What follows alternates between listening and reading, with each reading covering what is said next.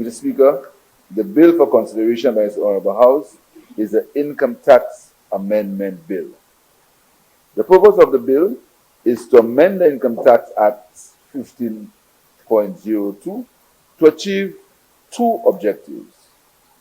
One, to introduce a category of income deemed to have accrued from a source outside St. Lucia, and two, to grant tax relief measures to businesses impacted negatively by the effects of the COVID-19 pandemic. The Speaker, amendment of Section 10E. The amendment to this section introduces a new stream of income not specifically mentioned in the Act, namely, income accrued to a person from a source outside of St. Lucia in respect of insurance premiums and reinsurance premiums payable by a non-resident in respect of risk originating from outside St. Lucia. This amendment is deemed necessary consequent upon a further review of the current provisions of the Act. Mr. Speaker, legislative changes were made to the tax regime in St. Lucia to satisfy requirements of the Forum on Harmful Tax Practices, FHTP, an institution of the Organization for Economic Cooperation and Development, OECD, and the Code of Conduct Group, Business Taxation, an agency of the European Union. These two institutions have been established to develop standards for tax transparency and to minimize tax evasion across the world. Mr. Speaker, to this end, the Income Tax Act in St. Lucia was amended in 2018 to introduce a new territorial tax system in 2019 for all companies operating in St. Lucia, whether in the domestic sector or the international financial services sector. Essentially, this decision meant that all companies in St. Lucia are subject to tax under the Income Tax Act at the rate of 40%. However, the income derived by such companies from a source outside of St. Lucia is exempt from income tax, with the exception of trademark royalties, but that was only at the insistence of the EU. Mr. Speaker, since the introduction of this new territorial tax system, income originating from a source outside of St. Lucia is exempt from corporate income tax. The Act mentions broad categories of income which would be exempt under the new territorial tax system, such as profits and royalties. However, there is no specific mention of income from insurance premiums or reinsurance premiums.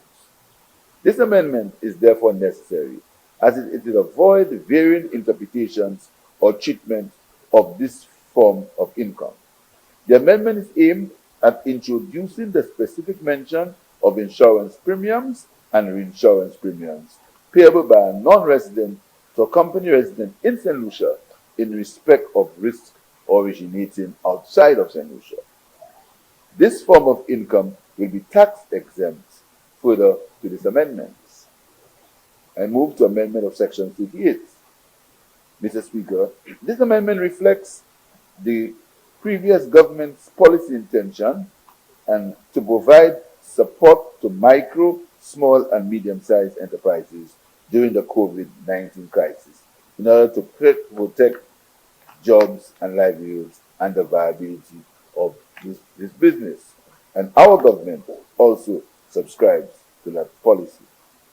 It refers to the COVID-19 relief measure of insensitizing lending to MSMEs. Mr. Speaker, this amendment is intended to encourage lenders to grant MSMEs access to much-needed finance during these difficult times. An initiative such as this is particularly necessary in the current environment, given that many businesses would have otherwise been viable if it were not for the COVID-19 pandemic. Mr. Speaker, the amendment therefore seeks to introduce an allowable tax deduction of 50% of income tax on interest income earned by a financial institution or money service business from lending monies to MSMEs during the years 2020, 2021, and 2022. Mr. Speaker, we all agree that the COVID-19 pandemic has had significant impact on MSMEs. It's against this background that this policy intervention was developed to help preserve jobs and ensure that businesses remain afloat. Mr. Speaker, micro and small enterprises are currently defined under the Micro and Small Scale Business Enterprise Act, Cap 13.19 of the revised laws of St. Lucia. Under this act, a micro enterprise is deemed to be one with no more than 5 persons employed at an annual turnover of less than $100,000.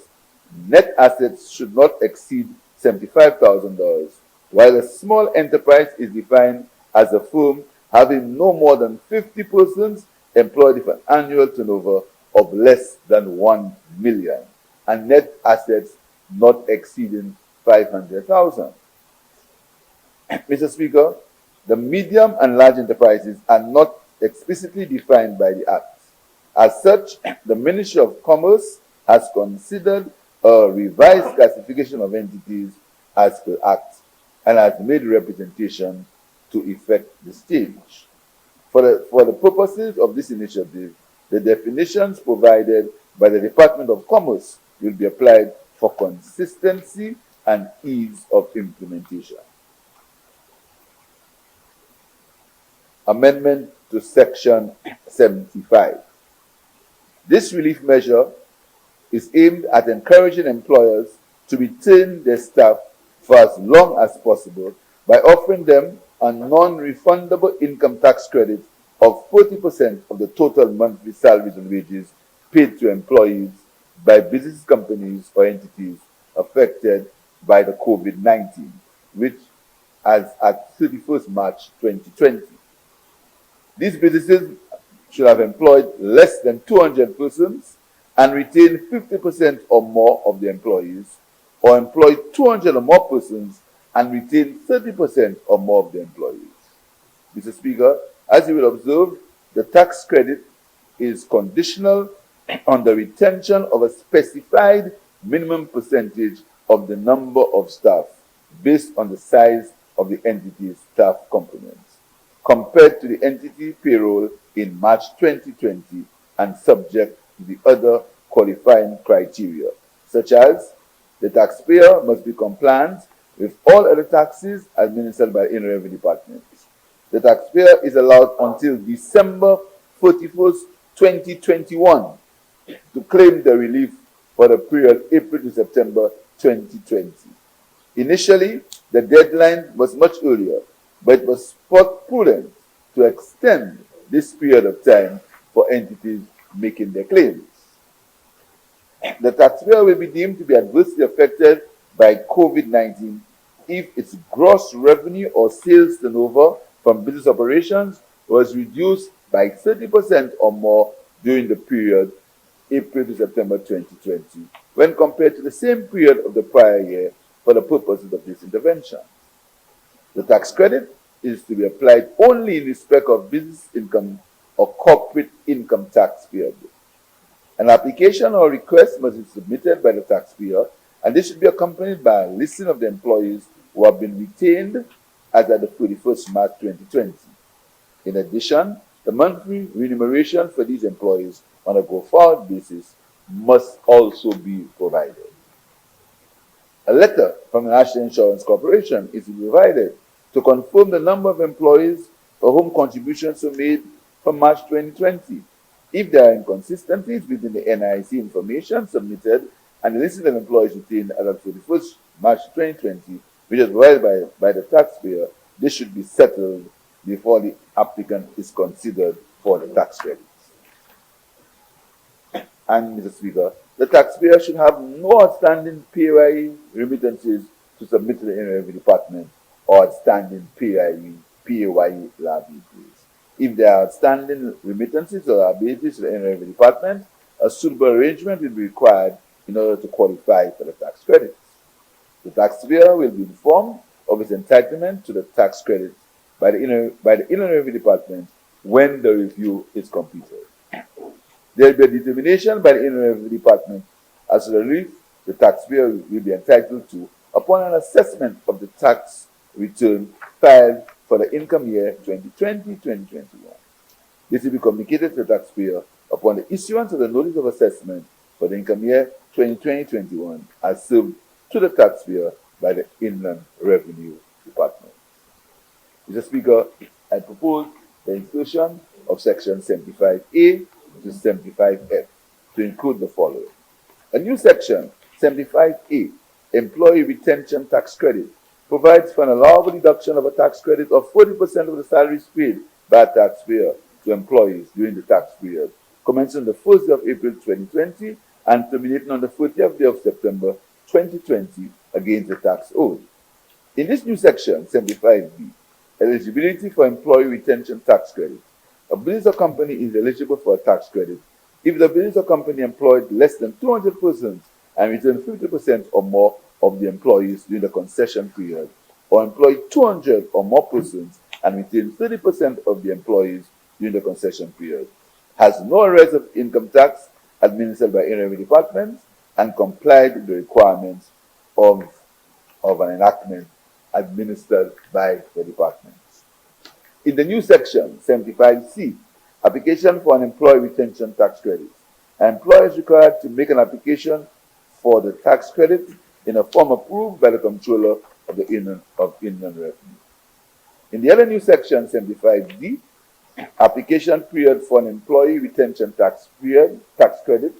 An employer can apply for the tax credit in respect of salaries paid for a period of 6 months, commencing on the 1st day of April 2020 and ending on the 30th day of September 2020, and claim a tax credit against income tax or corporate income tax owed for the income year 2020 to 2021.